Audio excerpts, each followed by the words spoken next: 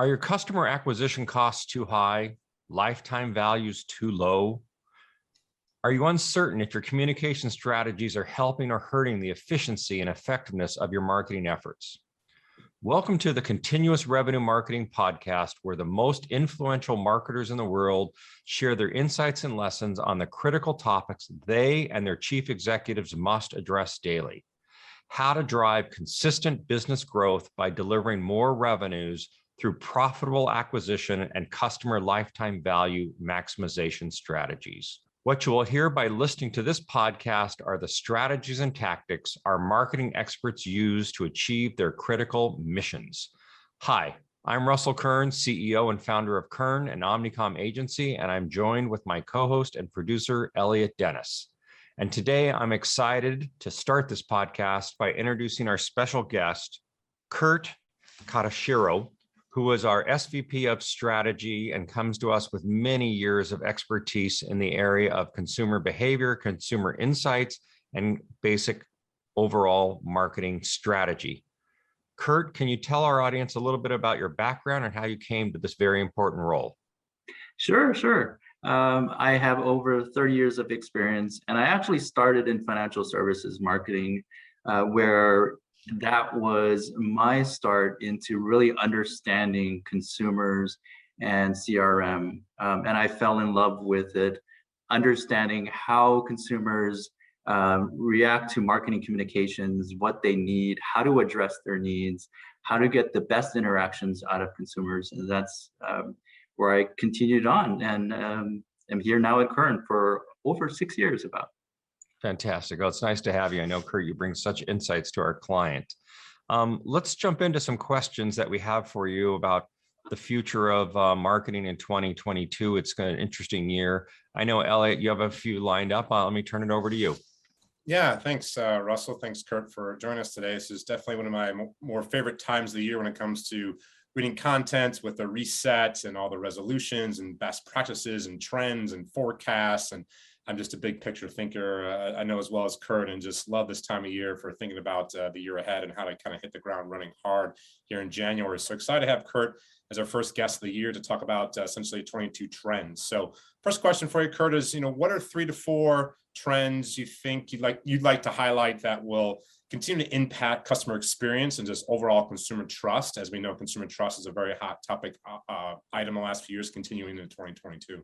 Yes. I think there's going to be quite a bit. And we've seen through the pandemic and over the past now almost 2 years, going on 2 years with, COVID, that it's changed over time, but the general trends have just either exponentially grown or have always been there. The first one I wanted to highlight was something that has been around for a while. It's instant gratification. And we've all experienced the evolution of that, but through the pandemic, it has amplified exponentially. And part of that reason, and Russell, we've been talking about this, the pandemic really created a lot of anxiety and fear for consumers, not knowing whether or not they're going to be able to get access to basic everyday items safely and when they need it. So companies like delivery services, grocery stores, and other retailers had to change the way they interact with their customers and meet their expectations on how and when they get access to products and services that they want or need. So that is going to continue and I think evolve over time now that we've been forced into the situation. The second would be demonstrating purpose. I think brands are finding that it's extremely important to authentically demonstrate their mission and their values that share a common purpose with their audience. Whether it's addressing your organization's ESG, environmental, social, or governance policies, or specific items such as DE&I, or helping the underrepresented and underserved, or sustainability, or other values or commitments that your company represents and feels committed to, that will help build the trust and loyalty from your consumers. And you actually see them spend a little bit more with you and be committed to you even longer and have more repeat purchases. I want to jump in on that, which is I just am near finishing a book about extreme leadership, and it's about SEAL teams and high performance leadership. And they talk about the fact that while they set a mission for their team, explaining the why, the purpose, the why we're doing it to the teams, the individuals, the organization creates the outcome. And I think we're in this world of why are you doing it? Why do you exist as a brand? What are you really doing? Is human nature. And since when people want human connectivity in this world of disconnectedness and distance, and so the big why, this was something Steve Jobs was always good about in Apple. Why do we exist both inside the organization and explaining that, because every employee is a brand ambassador. And then the consumer wants to understand your why so they can feel attracted to you and related to you. So I think this why and showing the purpose of why is so important in this world. Exactly. So thank you. Exactly. Yeah, there is one brand that I just wanted to quickly highlight. It's an up-and-coming brand. It's called Paravel. It's an eco-friendly travel brand. And to your point, Russell, on their homepage, they're an e-commerce company.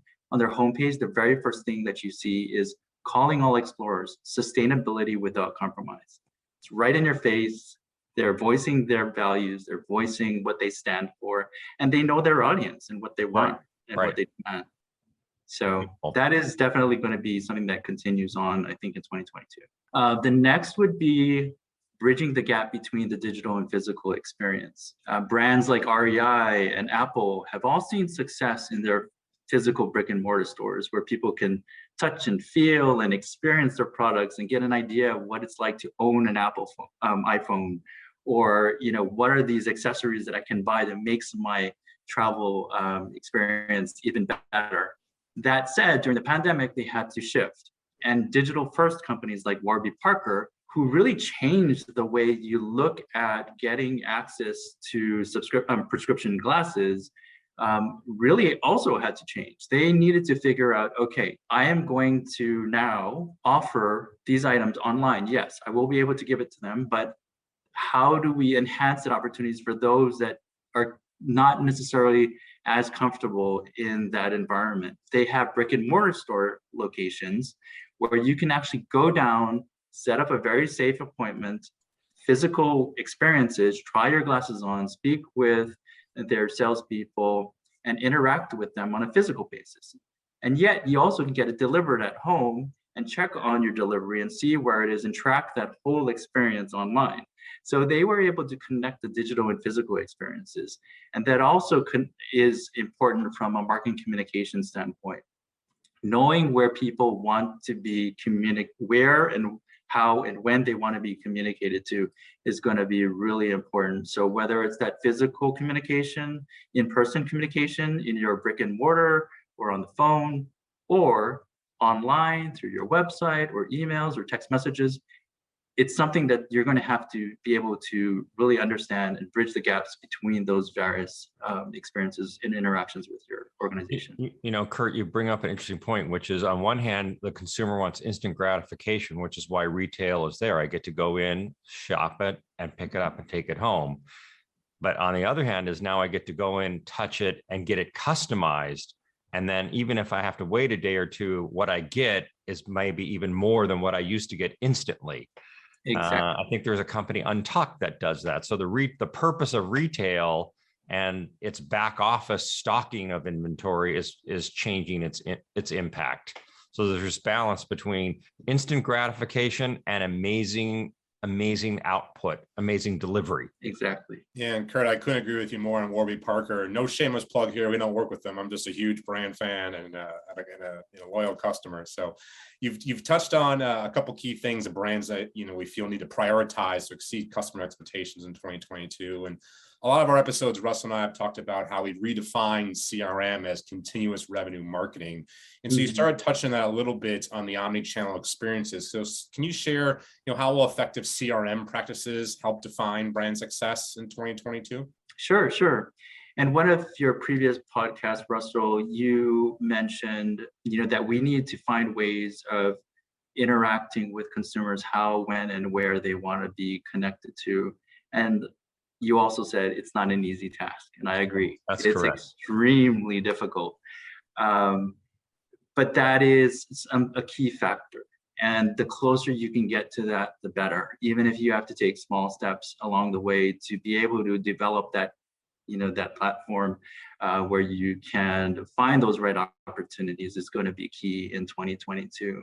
And one of the personal factors that really influence brand preference and purchase is the consumer's personal lifestyle or their overall cultural dynamic. So if they're in a household with, television being on and, digital tools and online on the laptop and on your phone, every single one of, the people in the household has their own preference on how they want to interact with brands, whether it's in person, online, on the phone, and now through connected TV. You couldn't go to theaters. So streaming services were really, really important. And there are opportunities to communicate with customers through streaming platforms now. So it's going to be really important for you to understand and take a look at those opportunities, where you can meet the customer, where, when, and how they want to interact with your brand.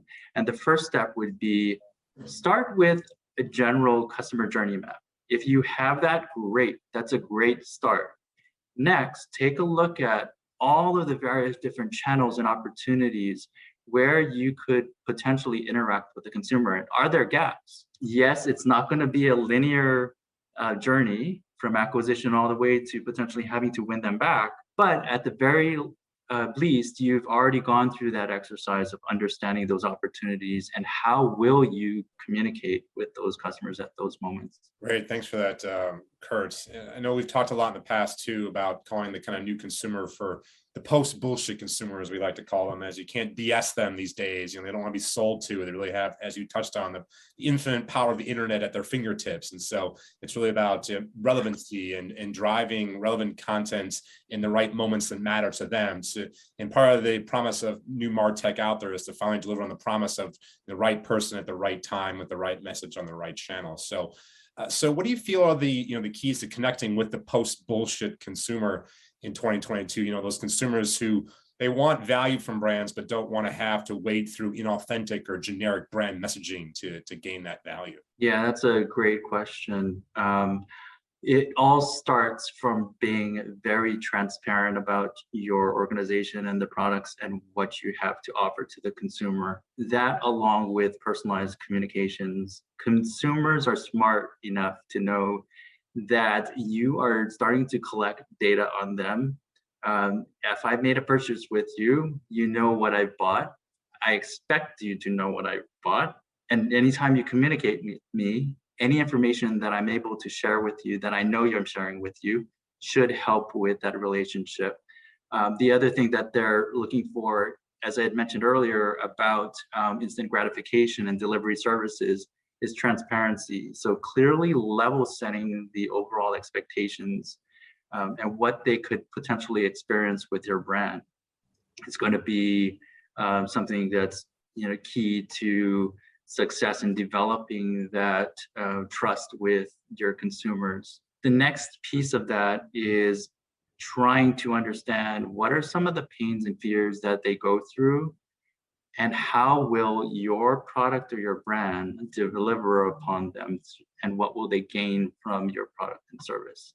Being transparent, being open, being personalized in your communications, and meeting the customer's experiences and preferences and demands will help build that trust and repeat purchases. Yes, I know that Payne's claims and gains of neuroscience is very near and dear to Russell's heart, and we do have some future episodes over the next couple of weeks, so stay tuned on some deep dives into the neurosciences as Curt kind of. Well, I would think, what we're talking about is all the things consumers want and how they want to be communicated with and their journey. And, I feel very adamant that the consumer is not logical.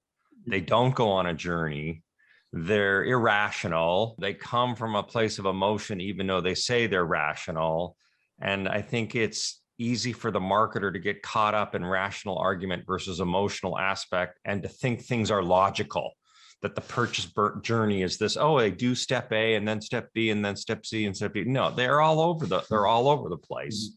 And so I think it's important to think about that. And the other aspect is not every company can have microscopic one-to-one communication because their product value offering just doesn't allow it. I mean, we had a conversation with a client yesterday And it was really clear. They're not like a car company selling a $100,000 car who could afford to be sure that every message is personalized and every experience is right there.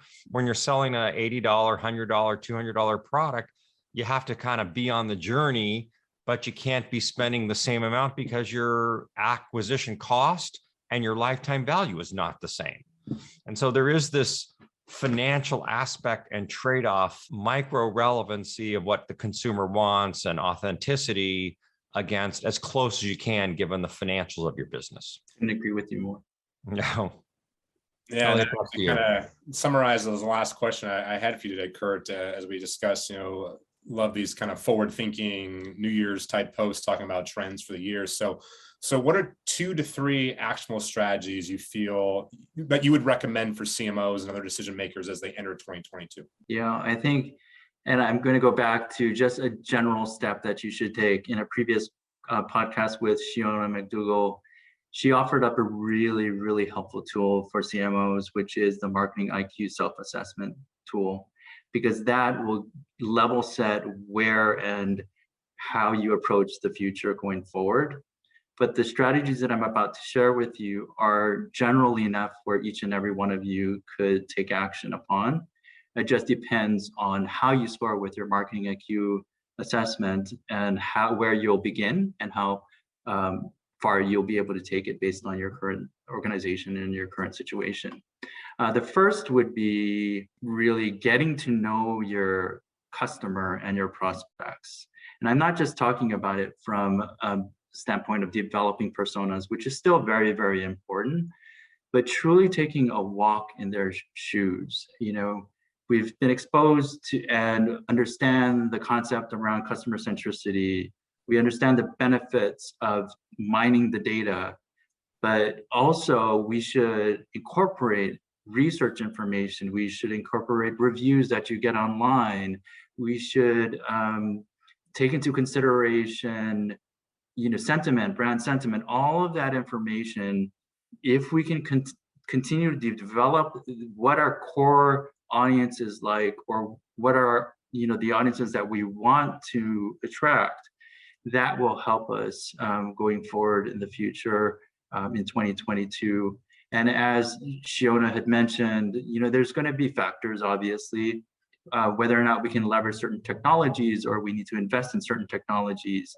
Do we have the internal resources with advanced analytics, and do we have the appropriate data scientists that can help us? Do we have the creative tools that we need and to create atomic design and all of those, personalized experiences for our customers? So that's really going to impact where you start and how far you can take it in 2022. The second point would be, and we talked about this earlier, around neuromarketing, is uncovering the unrealized needs that contribute to consumers' pains, their frustration, their fears, and the apathy by understanding what are the values that your brand or your product has to offer, and effectively connecting with the consumer's reptilian brain, their unconscious mind, or their primal instincts. That will help develop that feeling of trust and understanding. So we'll talk about this a little further in a future podcasts, but the practice of neuroscience marketing is extremely interesting and extremely helpful.